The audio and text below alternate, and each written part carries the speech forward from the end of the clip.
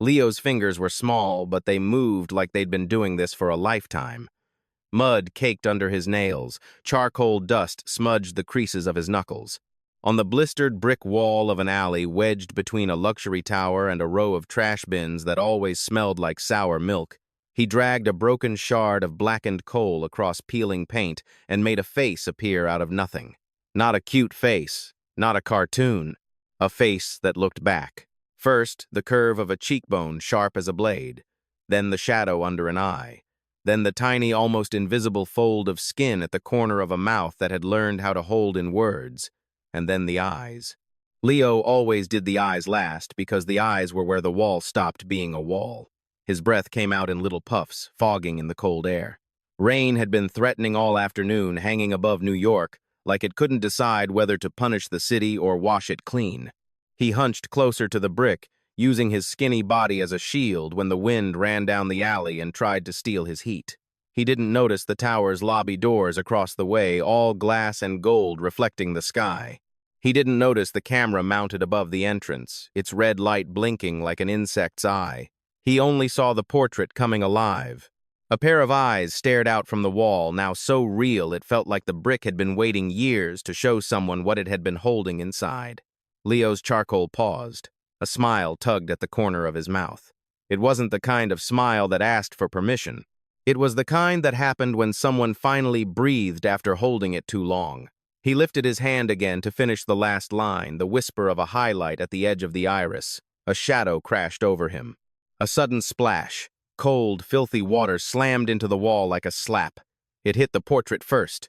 The charcoal bled instantly, black tears running down the brick.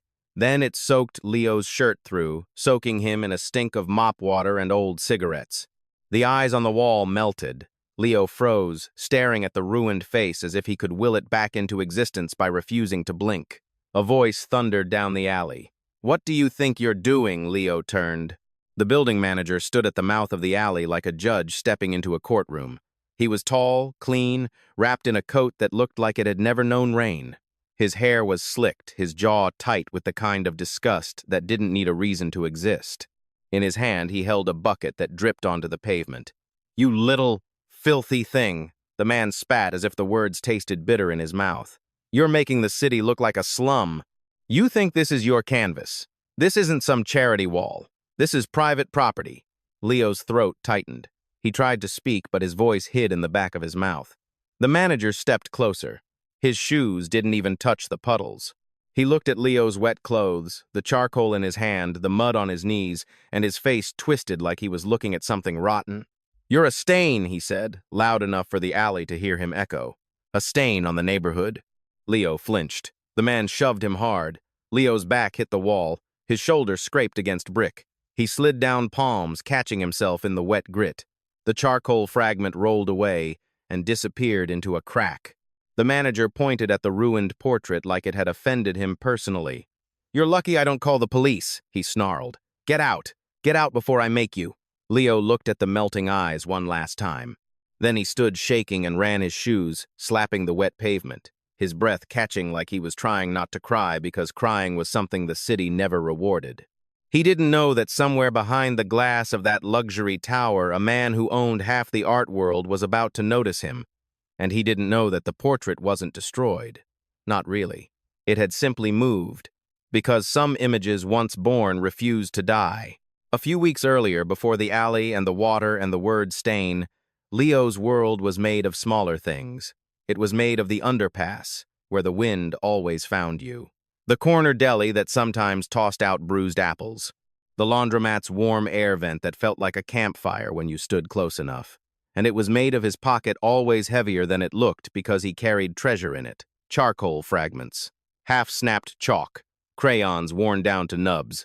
A piece of blue pastel he'd found near a school playground, like the sky itself had broken and fallen into his hand.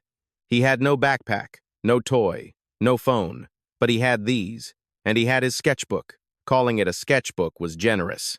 It was a battered spiral notebook he'd pulled from a trash bin behind a print shop. The cover bent pages wrinkled, the corners stained with rain. But inside, it lived the one thing Leo trusted more than food, proof. Proof that he wasn't invisible. Most days, adults looked through him the way they looked through glass. If they looked at all, it was with that quick flicker of discomfort people wore when confronted with someone else's hunger. Leo learned early that the world had rules for who deserved to be seen. He also learned he didn't have the kind of face those rules favored. So he made his own seeing.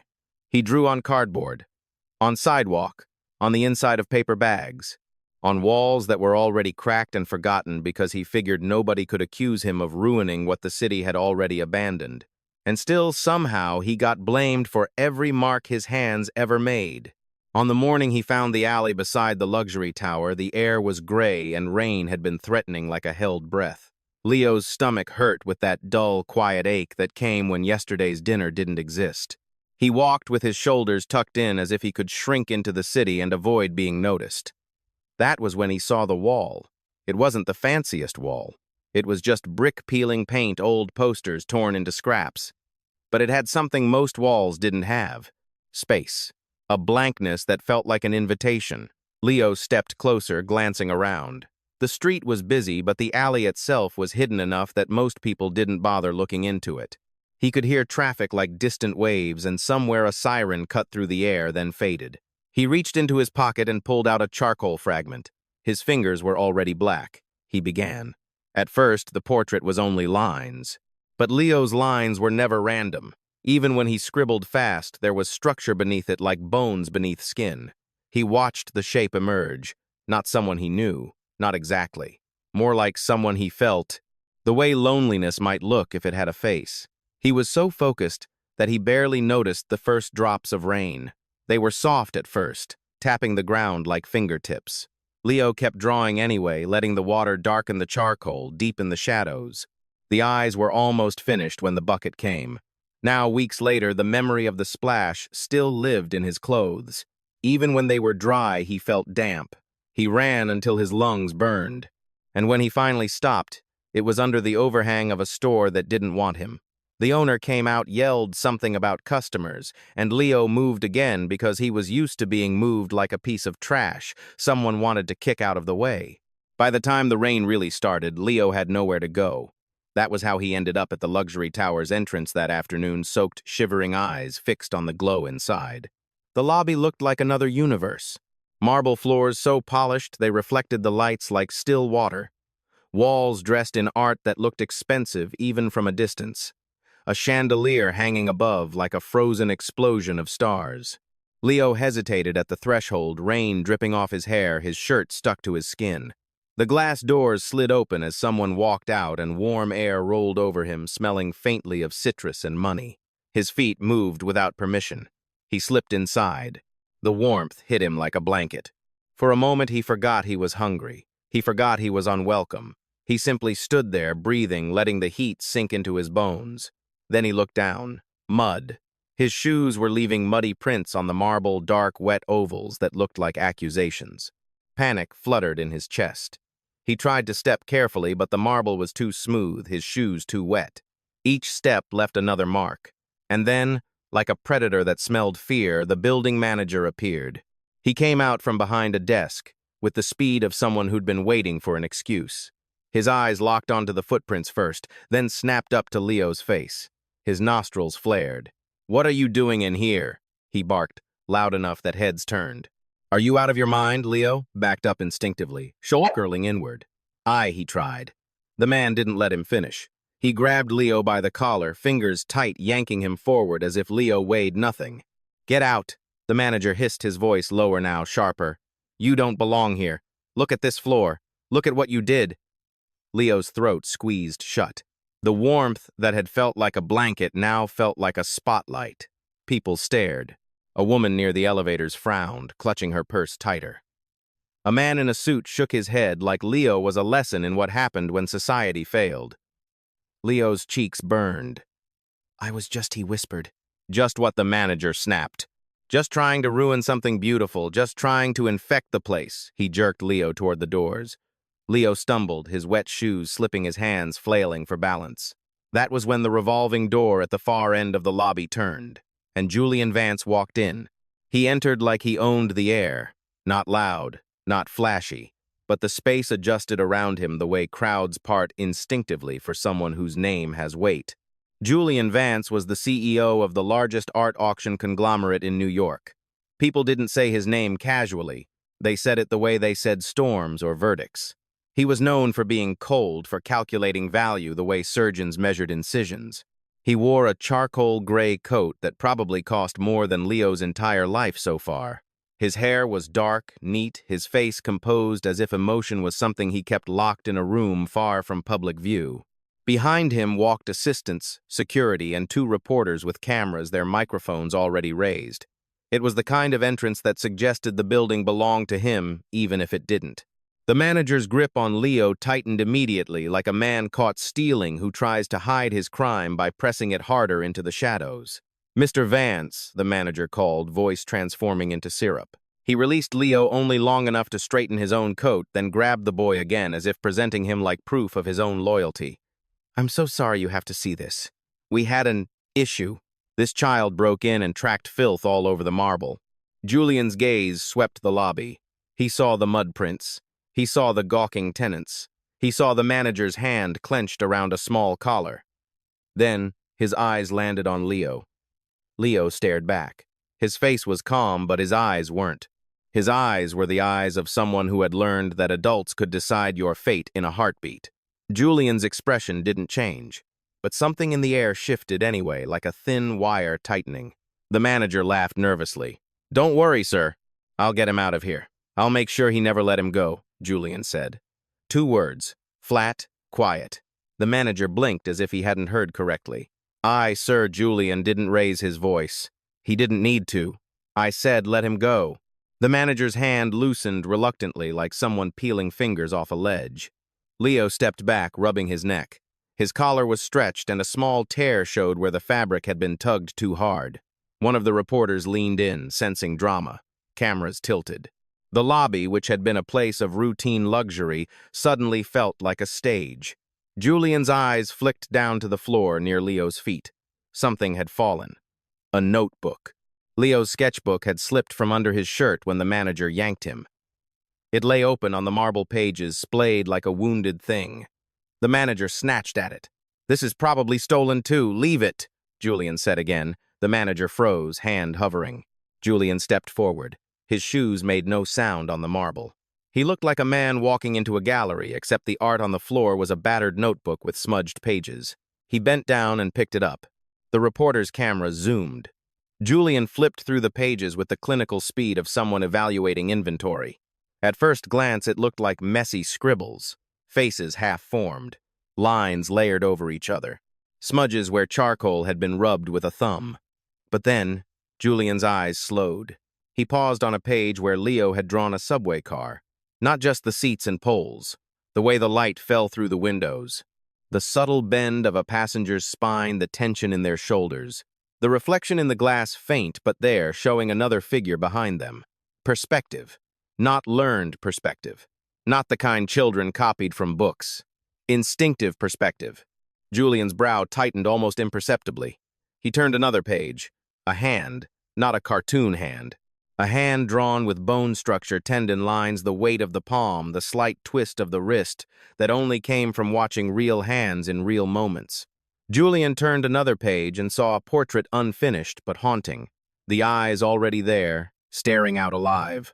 The shading around the cheek suggested light coming from above and slightly behind, a subtlety even some trained artists missed. Julian's foot shifted. The movement made the notebook tilt, and one loose sheet slipped out, fluttering down. Julian looked at it. It was a quick sketch, almost nothing, just a face in profile. But the way the lines captured contempt, the tightness around the mouth, the slight lift of the chin, Julian's gaze lifted slowly to the building manager. The manager had been smiling, trying to look helpful, trying to look like a man whose job was order and cleanliness. Under Julian's stare, that smile faltered. Julian looked back down at the sketch. Then he did something no one expected. He held the notebook out toward Leo. "Is this yours?" he asked. Leo hesitated, then nodded. Julian studied the boy's hands. The dirt, the charcoal, the way Leo's fingers curled slightly, as if used to gripping something small and precious. Julian reached into his own coat pocket and pulled out a folded sheet of pristine white paper, the kind reserved for contracts and signatures. Then, from an assistant, he took a pen, sleek, expensive metal catching the lobby lights. He handed both to Leo. "You have 1 minute," Julian said, voice steady. "Draw what you just dropped. Right now. Here." The lobby went silent. The manager's eyes widened. Mr. Vance, surely this is Julian, didn't look at him. 1 minute. Leo stared at the blank paper like it was too clean to touch. His fingers trembled. Not from cold this time. From attention. From the weight of eyes.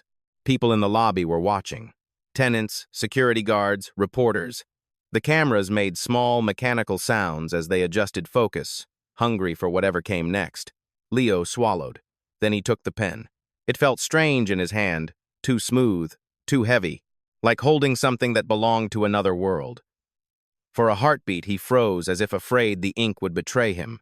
Then his wrist loosened, and Leo drew. Fast. Sure. Like his hand had been waiting for this, like the pen was just another piece of charcoal in disguise. Lines appeared, not random, intentional, a jawline, a nose, a mouth pressed into a thin expression.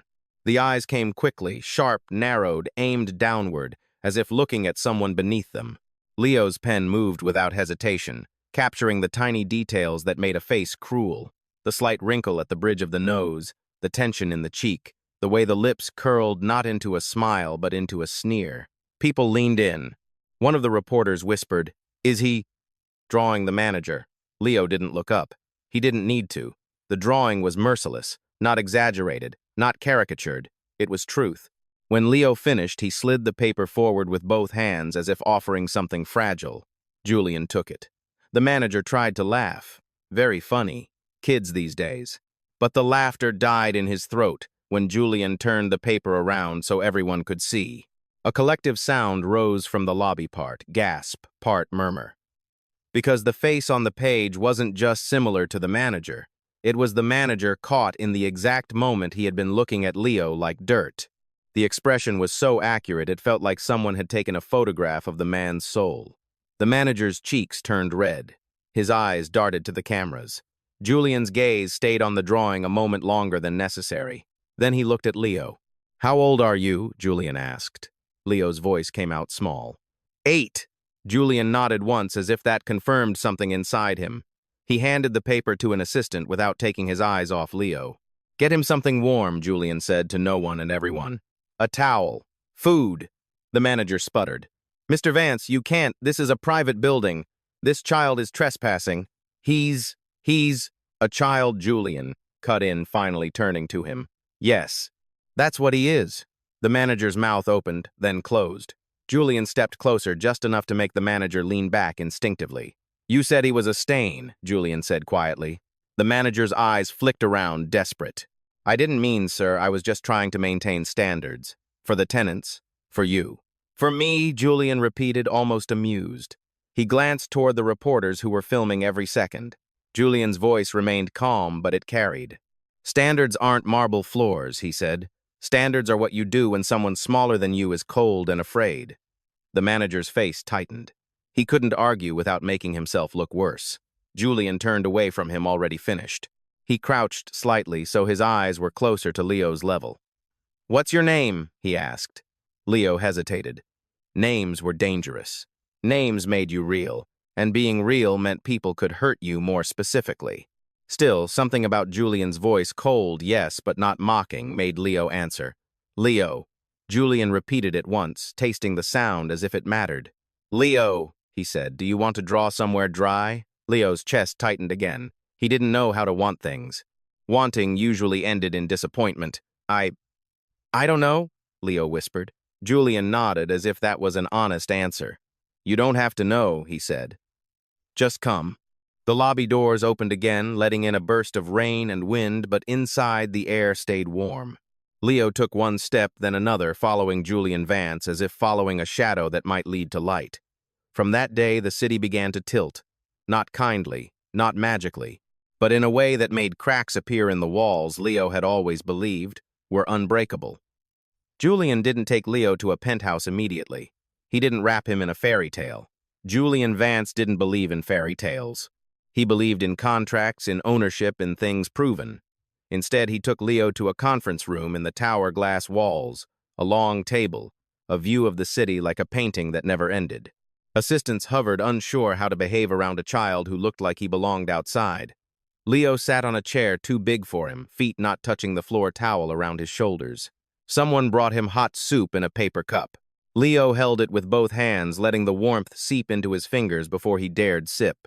Julian sat across from him, posture straight, eyes sharp. He didn't smile. He didn't coo. He watched. "Where do you live?" Julian asked. Leo's spoon paused. "In different places," Leo said. Julian's jaw tightened slightly. "Do you have family?" Leo stared into the soup. The broth shimmered with oil like tiny golden circles. "I had my mom," he said softly. She's not here." He didn't say where. He didn't have to. The way his voice fell told enough. Julian didn't ask further, but something flickered behind his eyes, quickly buried. "Do you go to school?" Julian asked. Leo shook his head. Julian leaned back, fingers steepled. His assistants exchanged uncomfortable glances. Leo thought Julian might be calculating how much trouble Leo was worth, because that was how adults decided things. Not based on goodness, based on cost. Julian stood, walked to the window, looked out at the gray city. "I have a studio," he said, still facing the skyline. "Private, climate-controlled, security, supplies." Leo's heart stuttered. Julian turned back. "If you want to draw there, you can." Leo's voice came out thin. Why Julian's gaze held him. "Because you have something," Julian said, "and people in this city will take it from you if you don't have protection." The word protection hung in the air like a coat offered in winter. Leo didn't know how to trust it. Julian's phone buzzed. He glanced at it, then back at Leo. "I'm being interviewed tonight," Julian said. "The cameras will ask questions. They will turn you into a story." Leo's stomach twisted. Julian continued. "If you stay near me, you will be safer than if you leave and go back to the street." Leo swallowed hard. "Safe. Like, forever." Julian's face didn't soften, but his voice lowered. "I don't use words like forever," he said. "I use words like now. And now I am telling you, you will not go back outside tonight." Leo's eyes burned suddenly. He blinked fast, refusing tears the way he always did. Julian watched him. Then he turned to an assistant. "Find out who he is," Julian said, not in a way that scares him, quietly, carefully, "and get him clothes, food, a doctor, whatever he needs." The assistant nodded quickly, relief flooding their face like they'd been given permission to be human. Julian looked back at Leo. "And Leo," he said, "tomorrow you'll draw again." Leo's voice was barely audible. "For you," Julian's gaze sharpened. "No," he said. "For yourself. I'm just the person making sure nobody throws dirty water on it." That night, Leo slept in a room that smelled like clean sheets instead of rain-soaked cardboard. He lay on the bed stiffly, afraid to move too much, as if the softness might punish him for touching it. The ceiling was smooth and white, no cracks, no stains. The quiet was heavy. No sirens, no shouting, no footsteps that meant danger. He stared into the dark, clutching a charcoal fragment in his hand like a talisman. He didn't know if morning would still be warm. He didn't know if Julian would still be there. So he kept his fist closed, as if holding on to the one thing that never left him. In another part of the city, Julian Vance sat alone in his office long after his assistants went home. The building's lights were dim. The city beyond the windows glittered like distant fire. Julian spread Leo's sketchbook pages across his desk like evidence. He looked at them again, slowly this time. At first, he'd thought it was a novelty, a street child with an unusual eye, a tragic headline waiting to be auctioned into a philanthropic narrative. But the more he studied the lines, the more a different feeling crept in. Recognition. Not of the subjects. Of the hand. There was a way Leo shaded shadows, soft at the edges, sharp at the center, that Julian had seen before. There was a way Leo drew eyes, not as circles but as depth, as if he knew eyes were not objects but doors. Julian's fingers hovered over one page in particular, a quick sketch of an old man sitting on a stoop head, bowed, hands clasped. The lines were minimal, but the posture carried grief like a coat. Julian swallowed. He reached into a drawer and pulled out something he hadn't touched in years. A folded paper, yellowed at the edges, creased from being opened and closed too many times. A debt note. Handwritten. Julian stared at it in the dim light. His father's signature was there, bold and confident even then, and beneath it another name written in a softer hand, careful as if the writer had learned to make themselves small. Julian's father had been a titan in the art world, a man who built an empire from nothing and then pretended he had always been destined for it. But Julian had learned the truth in fragments over the years. There had been someone, a man his father rarely spoke of, an artist, poor, brilliant, black, living in the margins of a city that didn't want him. A man who, according to the story Julian's father had told once, only once, had saved his father's life in a moment when nobody else would, and had lent him money. Not a bank, not an investor, a starving artist with hands stained by charcoal. Julian's father had called it a debt he would repay one day. But the day never came. His father died with that debt still folded in a drawer like a secret shame. Julian had inherited the empire. And the debt. Julian unfolded the note again, staring at the handwriting. Then he looked back at Leo's drawings. The similarity wasn't in style alone. It was in feeling, the same insistence in the lines, the same tenderness toward faces the world ignored. Julian's chest tightened, an emotion he didn't have a clean name for. He didn't believe in fate, but he believed in patterns, and this pattern was screaming. The next days moved like a film montage, sharp and fast. Leo, washed and clothed, wandered Julian's private studio like a child stepping into a cathedral. The studio was quiet, lit by skylights, walls lined with canvases, drawers filled with supplies that smelled like wood and pigment. There were charcoals in every grade, pastels in every color, papers thick enough to hold storms. Leo stood frozen at the entrance, eyes wide. Julian watched from the doorway. "You can touch them," Julian said. Leo shook his head, almost afraid. "They're too nice." Julian walked to a drawer, pulled out a stick of charcoal, snapped it in half with a clean crack. He held it out. "Now it's not too nice," Julian said. "It's yours." Leo stared at the broken charcoal like it was a gift too big for his hands. Slowly, he took it. His fingers smudged it immediately, black dust coating his skin. He looked up at Julian as if expecting to be scolded for making a mess. Julian didn't flinch. "Draw," Julian said. And Leo did. Hours passed. The city outside kept moving, but inside the studio time became something softer. Leo drew faces, not celebrities, not rich patrons. He drew the woman on the subway, whose eyes looked tired but kind. He drew the doorman who tried not to look at him. He drew the manager from the lobby, not because he hated him, but because Leo couldn't forget the shape of contempt once he'd seen it. Julian brought in teachers quietly. An art instructor with gentle hands. A counselor who didn't ask invasive questions, just offered space. A doctor who spoke softly and didn't treat Leo like an inconvenience. Leo didn't trust any of it at first. He ate like the food might disappear if he looked away. He slept lightly, waking at every noise. He kept his charcoal in his pocket, even in the studio, as if supplies could be taken away without warning. Julian observed, never forcing closeness. He was not a warm man. Warmth was dangerous in his world. It made you sloppy. It made you vulnerable. But he found himself in quiet moments, standing outside the studio door, listening to the scratch of charcoal on paper, and feeling something loosen in his chest that had been locked for years. Meanwhile, Julian's assistants returned with information. Not much. No birth certificate easily found. No school records. A few shelter check-ins under the name Leo, sometimes with different last names scribbled by tired clerks. A mother's name mentioned once, then disappearing like smoke. But one thread kept repeating. A surname attached to Leo in a shelter intake long ago.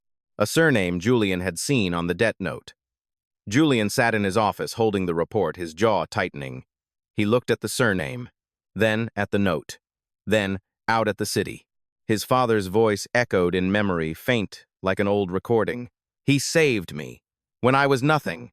When I was bleeding in an alley and the world stepped over me, he stopped." Julian had always assumed it was a metaphor. Now he wasn't sure it had ever been. The invitation to the private auction had been planned for weeks, long before Leo entered Julian's lobby like a ghost. The event was exclusive, hidden behind velvet ropes and non-disclosure agreements. Billionaires, collectors, patrons whose names were whispered like spells. The kind of people who didn't attend art auctions to enjoy art, they attended to own it, to turn beauty into possession. Julian had built his empire feeding that hunger. He knew their language: scarcity, provenance, prestige, the thrill of winning. And he knew something else, too. He knew that if he wanted to protect Leo in the long run, he needed to do more than offer a studio. He needed to rewrite the story the city would tell about that boy, because the city loved to chew up miracles and spit them out as entertainment. Julian needed control, so he made a decision that surprised even his closest advisors. He would introduce a hidden genius at the auction, and he would let the world bid, not because he needed the money, but because he needed the proof. Proof that Leo's gift couldn't be dismissed as a stain. The night of the auction, the room was all dark velvet and low light, like a theater waiting for tragedy. Crystal glasses caught golden reflections. Soft music floated like perfume. Security stood near every exit. The air hummed with the quiet arrogance of people who believed nothing truly rare could belong to anyone but them. Leo stood backstage wearing a suit that didn't quite fit yet. The fabric was clean, the shoes polished, but Leo's body still held the memory of old clothes like a scar beneath the surface. He clutched a small piece of charcoal in his pocket anyway. Julian approached, adjusting his cufflinks. He glanced at Leo, assessing him with the same careful eye he used for art. "You don't have to go out there," Julian said. Leo looked up. "Yes, I do." Julian's brow lifted slightly. "Why?" Leo swallowed. Because if I don't, they'll think you made it up." Julian stared at him for a long moment. Then, quietly, "You're smarter than you should have to be." Leo didn't answer. He didn't know how. He just stared at the curtain that separated him from a room full of people who could buy anything, including if Julian wasn't careful him. Julian placed a hand on Leo's shoulder. It wasn't a gentle touch. Julian wasn't practiced in gentle, but it was steady. "You are not for sale," Julian said, voice low. "No matter what happens out there." Leo's chest tightened. He nodded once. The auction began. Julian walked on stage with the ease of a man who owned the spotlight. The crowd quieted. Phones were discreetly put away.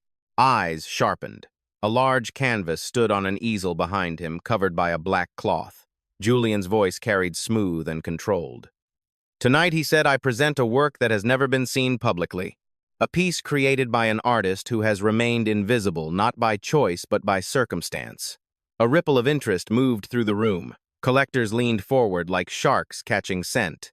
Julian continued, "You all know that the market chases names. Tonight, I ask you to chase something else." He let silence hang a deliberate pause. "Talent," he said. A few chuckles. Julian's eyes didn't change. "The opening bid is $100,000, he announced. Hands lifted almost immediately. 150, 200, 300. The numbers rose like a tide. Leo watched from backstage, heart thundering. He didn't understand money, not really. He understood hunger. He understood cold. He understood how a dollar could buy a sandwich.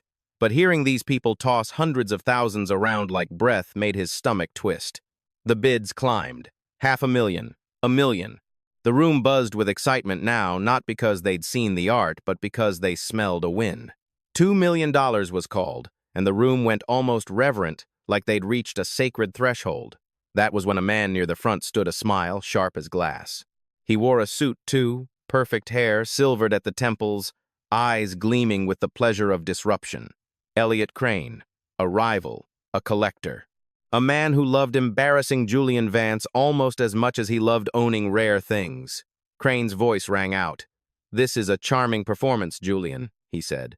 "But why should any of us pay millions for a piece we haven't even seen? For all we know, it's charcoal scribbled on a napkin. A few laughs scattered like nervous birds." Crane spread his hands theatrically. "Is this art, or is it a stunt? Are you insulting us by asking us to gamble on mystery?" Julian's expression remained calm. Crane stepped closer, eyes shining. "Reveal the artist," he demanded. "Prove you're not peddling sentimentality to manipulate the market." The room held its breath. Julian looked at Crane, then at the covered canvas. His voice was quiet, but it cut. "You want proof?" Julian asked. Crane smiled. "I want truth." Julian nodded once, as if agreeing. Then he reached for the cloth. Backstage, Leo's breath caught. Julian pulled. The cloth slid away. The room leaned forward, and then silence hit like a wave. The artwork was not a polished oil painting. It wasn't glossy. It wasn't something that screamed luxury. It was charcoal, raw, textured, alive, a portrait large and devastatingly human. The face was of an older black man, eyes deep skin rendered with tenderness and precision, every wrinkle carrying a story. The shading wasn't just shadow, it was memory. And in the bottom corner, barely visible unless you looked close, was the faint imprint of something beneath the charcoal. Words, faded ink, a signature, a debt note. Crane's smile faltered. What Julian stepped aside, letting the crowd see. This was drawn on the back of a promissory note, Julian said. A note signed by my father more than 3 decades ago. Murmurs exploded.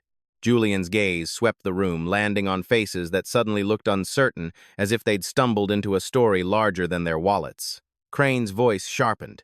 That proves nothing. Anyone can draw on old paper. Anyone can fake provenance. Julian smiled then. It wasn't warm. It was precise. You're right, Julian said. Anyone can claim a story. He turned slightly, his gaze shifting toward the side of the stage. And that's why I didn't bring a story. He lifted his hand. Leo, Julian called. Leo's legs felt like water. For a second, he couldn't move. The curtain seemed heavier than iron. The room beyond it seemed like a mouth. Then he remembered the bucket of dirty water. The word stain. He stepped forward. He walked onto the stage. The lights hit him hard, white, and hot. The room full of billionaires stared at him, a child in a suit, skin dark against the brightness, eyes wide but steady. A murmur ran through the crowd, confusion, surprise, disbelief. Crane barked a laugh. A child. This is your genius. Julian's voice stayed calm. Yes. Crane's eyes narrowed. You expect us to believe he made? That Julian didn't answer Crane. He looked at the crowd. This boy is 8 years old, Julian said. He has been called a stain, a nuisance, a problem to be removed. Leo stood still, hands clenched at his sides, feeling every stare like a weight. Julian continued. Tonight you raised your paddles to $2 million without seeing the work. Not because you loved art, because you loved the idea of owning something rare. A few faces stiffened. Julian's gaze sharpened. Now you see it, he said. And you want to argue about whether it's worthy because it isn't wrapped in gold. Crane's voice cut in impatient. Enough speeches. Prove he drew it. Julian turned to Leo. Draw, Julian said simply. An assistant rushed out with a drawing board, a sheet of paper, charcoal sticks. Leo stared at the clean paper again the way he had in the lobby, but this time the clean white didn't scare him as much. Because this time the room was watching not to laugh. They were watching because something in them had been caught. Leo took the charcoal. He lifted his hand. He drew. Not a landscape, not something safe. He drew a face. Fast. Confident. He drew Julian Vance. Not the Billionaire version. Not the glossy magazine cover. Leo drew the Julian who sat alone in his office at night with a debt note in his hands, a man whose eyes carried a loneliness he tried to hide behind power. The lines came alive, capturing the sharpness, the restraint, the burden. The room went silent again, but this silence was different. It wasn't dismissal, it was recognition. Crane's mouth opened, then shut. Julian took the drawing when Leo finished. He held it up. A few people gasped softly, because Leo hadn't just copied Julian's face. He'd exposed him, and you couldn't fake that. Julian lowered the paper. He turned back to the canvas, pointing at the faded words beneath the charcoal portrait on the promissory note. My father owed a debt, Julian said. Not a financial debt, a life debt. He reached into his jacket and pulled out the original note, held it up so the room could see the handwriting. This note was signed when my father was young and desperate, Julian said. He was saved by an artist he never repaid. The crowd was motionless now, like the entire room had become a painting. Julian's voice lowered. That artist was Leo's grandfather. A gasp rippled like wind through tall grass. Leo's head snapped toward Julian, shocked. Julian looked at him, eyes steady. You didn't know, Julian said softly, not a question. Leo's lips parted. My grandfather Julian nodded once. He turned to the crowd again, voice sharpening. My father took that loan, built an empire, and then let the man who saved him vanish into poverty and silence, Julian said. I have spent my life trying to find him, to repay him, not with words, with action. Crane's face was pale now. This is emotional theater. Julian's smile returned thin. No, Julian said.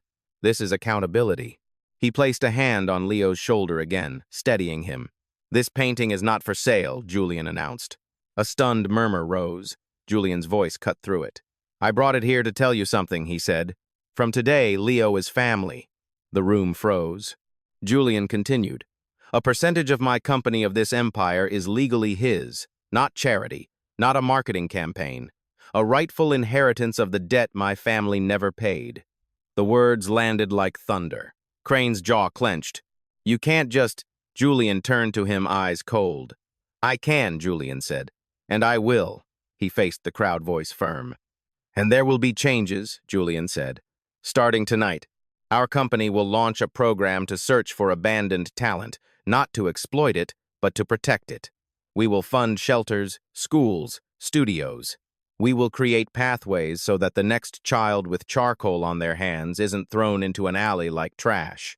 The room buzzed, now a mix of shock and calculation. Some people looked moved. Others looked irritated, as if philanthropy was an inconvenience interrupting their evening. Julian didn't care. He lifted the canvas slightly, as if honoring it. This is not a product, he said. It is a reminder. He looked down at Leo. And he is not a stain, Julian said, voice softer now, but no less powerful. He is the proof that the city's ugliest corners still produce beauty. Leo's throat tightened. His eyes burned. He didn't understand percentages. He didn't understand inheritance. He barely understood the concept of family beyond a fading memory of his mother's hands. But he understood one thing with terrifying clarity. The world was finally looking at him, and it was not looking away. After the auction, the room emptied in a daze. People spoke in hushed voices, their laughter forced, their confidence shaken. Security guided guests out. Assistants gathered papers. Cameras outside waited like hungry birds. Backstage, Leo stood trembling, the adrenaline draining out of him, leaving exhaustion like heavy fog. Julian approached, holding the drawing Leo had made of him. He studied it again, a strange vulnerability on his face quickly controlled. You saw too much, Julian said quietly. Leo's voice cracked. I just drew what I saw. Julian nodded as if accepting a verdict. You did, he said. A pause. Then Julian reached into his pocket and pulled out the debt note again. He held it out to Leo. Leo stared at it, at the faded ink, at the signatures that looked like they belonged to another life. Your grandfather, Julian, said voice low, saved my father. He gave him money when he had nothing. He gave him time. Leo's fingers hovered, afraid to touch the paper as if it might burn. Julian continued. Your grandfather's name is here, and his hand is in your hand. Leo swallowed. I never met him. Julian's eyes tightened. Neither did I, he admitted, and the honesty sounded like it hurt. But I've been looking for him my whole life. Leo's lips trembled. Why, Julian's gaze went distant, as if he saw an old alley instead of this backstage room. My father told me once, Julian said, that he was bleeding in the snow. People stepped over him, and then one man stopped. One man who had every reason to keep walking. Julian's voice lowered. That man looked at my father and decided he was still human. Leo stared silent. Julian's hand tightened on the paper. My father never forgot, Julian said. But he didn't act. He built an empire and told himself it was enough that he remembered. Julian's jaw clenched. I won't do that, he said. I won't repay a life debt with nostalgia. Leo's eyes filled, finally, spilling a tear that slid down his cheek like surrender. Julian saw it. He didn't reach out to wipe it away. He wasn't that kind of man. But his voice softened almost imperceptibly. You're safe, Julian said, and you're not alone. Leo shook his head, crying quietly now, shoulders shaking. He whispered, I don't know how to be safe. Julian's gaze held him something raw behind the cold. We'll learn, Julian said simply. Outside the auction hall, the building manager, who had been forced to attend as staff carrying trays and serving drinks to people who didn't even look at him, stood near the edge of the room, face pale. He had watched the entire spectacle. He had watched the child he'd called a stain stand under lights and silence a room full of billionaires with charcoal and truth. When Julian announced Leo was family, the manager's hand had jerked. The tray he held tilted. Crystal glasses slid. For a second, everything slowed. A glass toppled, fell, shattered on the floor like ice breaking. Wine splashed like dark blood against white tile. The sound snapped heads around. The manager stood frozen, staring at the mess, humiliation crawling up his throat. He looked up and met Leo's eyes across the distance. Leo was standing beside Julian, now smaller still in the vast space, but something about him had changed. Not his clothes, not his skin, his posture. He wasn't shrinking anymore. The manager's face tightened, expecting anger, expecting revenge. Because that was how the world worked, wasn't it? Someone hurt you, and if you ever got power, you hurt them back. Leo walked toward him. Julian watched, letting him go. The manager's breath hitched. He looked around as if expecting security to drag him away, as if expecting Julian to destroy him publicly. Leo stopped in front of him. The manager's eyes flicked down to Leo's hands, half expecting dirt, half expecting accusation. Leo reached into his pocket. He pulled out a small charcoal fragment, the same kind he'd always carried even in a suit, even in rooms full of million-dollar paintings. He held it out. The manager stared at the charcoal as if it were a weapon. Leo's voice was quiet, not bitter, not triumphant, just clear. "Art isn't in a clean wall or a dirty wall," Leo said softly. "It's in how you look at the world." The manager's throat worked. His hand trembled as he took the charcoal, leaving a smear of black on his own perfect skin. He didn't know what to say. Leo didn't wait for him to learn. He turned and walked back to Julian, his steps small but steady, like someone finally walking on ground that wouldn't collapse beneath him. Later, when the city tried to turn the night into a headline, Julian controlled the narrative before it could become a circus. He announced the foundation, the scholarships, the studio programs in neighborhoods the art world only drove through with locked doors. He made public what had been private, that the hidden genius was an 8-year-old boy who had been treated like dirt. He didn't romanticize Leo's poverty. He didn't turn Leo into a mascot. He turned the spotlight into a shield. And quietly behind the cameras, Julian did something even harder than signing papers. He stayed. He sat in the studio, sometimes silent, reading documents while Leo drew. He didn't interfere. He didn't praise every line. He let Leo exist without needing to perform. Some nights, Leo would fall asleep at the table, charcoal still in his fingers, head resting on his arm. Julian would pause his work stand and drape a blanket over the boy. He never said anything when he did it, but the gesture became its own language. Weeks passed, then months.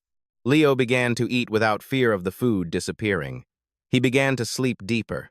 He began to laugh, sometimes small at first, like the sound was unfamiliar. He asked Julian questions that made Julian uncomfortable because they weren't about art. "Did you have a mom?" Leo asked once. Julian hesitated, then answered. "Do you get lonely?" Leo asked another night, eyes serious. Julian's jaw tightened. Then unexpectedly he said, "Yes." Leo nodded like that mattered.